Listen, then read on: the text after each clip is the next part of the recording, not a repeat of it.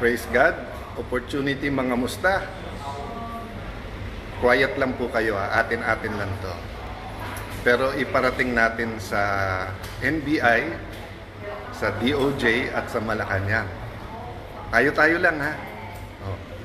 Sabihin natin sa DOJ, sa NBI at sa Malacanang, di kayo halata ha. Slight lang, pero hindi naman kayo halata. Pero alam nyo po, meron biblical principle. Kung anong ating itatanim, yan ang ating aanihin. At sabi parati ng ating mga kababayan ay sana all. So, ito proposal natin sa NBI, sa Malacanang, at saka sa DOJ. Imbestigahan nyo yung Southeast Asian Games of 2019 kung saan tayo nag-overall champion at tinangala ng buong Southeast Asia. Imbestigahan nyo ng husto, bigay nyo lahat. We will support totally. Pag sinabi kong we, ako, at hinihimo ko lahat ng mamayan, supportahan yung investigasyon na yan.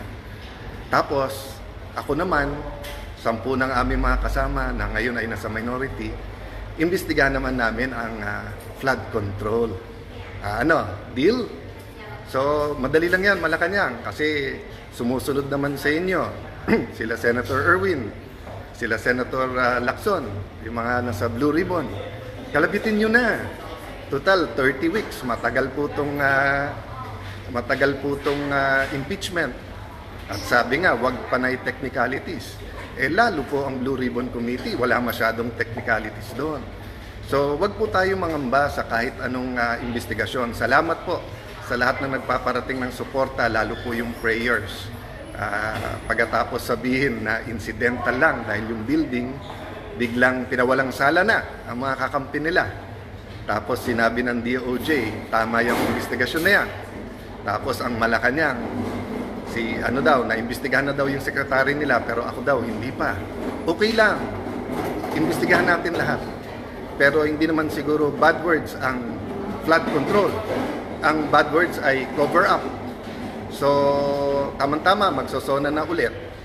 Bigyan natin ng pwedeng pag-usapan ang mahal natin Pangulo na tunay na mga pangyayari. May list na kami ng mga witnesses na mga matitibay.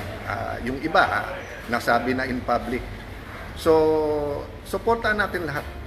All-out investigation, katotohanan, para magbago na yung ating bayan.